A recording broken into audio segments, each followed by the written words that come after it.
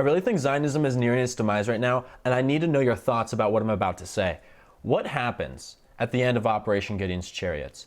And if you don't know what that is, in sum, Israel is doing a ground invasion in Gaza, pushing the Palestinians into concentration camps, and eventually wants to push them out, ethnically cleanse them to a different country.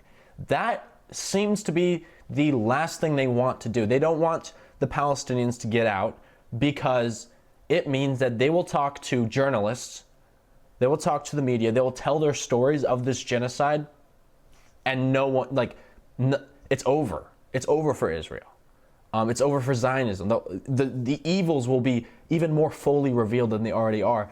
That's why Israel has been, I think they've murdered, assassinated 216 journalists over the past 2 years. That's more journalists than in World War I and in World War II combined. It's deliberate targeting because the journalists tell the stories of this genocide. They show us, and they're credible, we can trust them, and killing them silences them, and they can no longer speak about these crimes.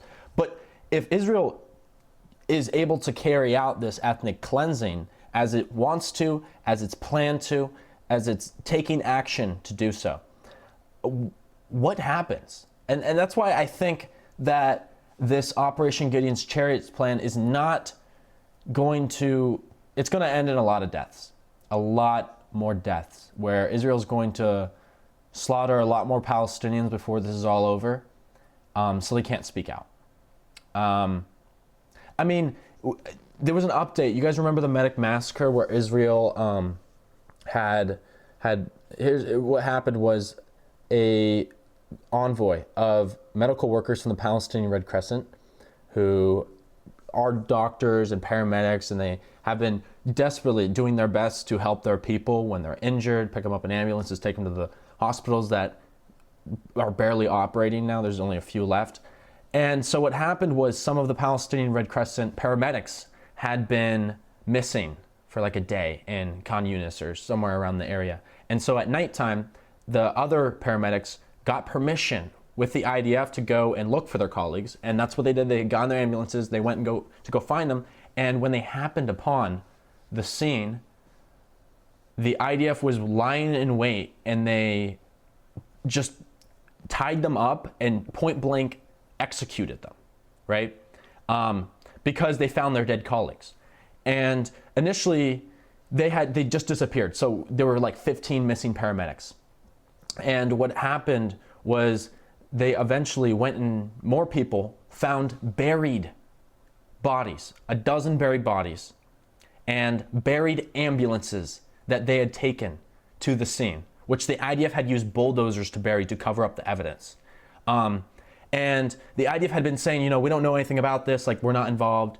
And then they said, these were Hamas terrorists, right? And we had to dispatch them. And then they said it's a mistake. And then, this is the most gruesome part. They found a phone in one of the paramedics' pockets. He had recorded his own death, showing the ambulance clearly marked with their lights on, going through the area during the nighttime, and shots started to ring out, and you saw, he literally recorded his own death. And I mean, this is the extent to which the IDF and Zionists and Israel goes to cover up the crimes of this genocide. They bury ambulances.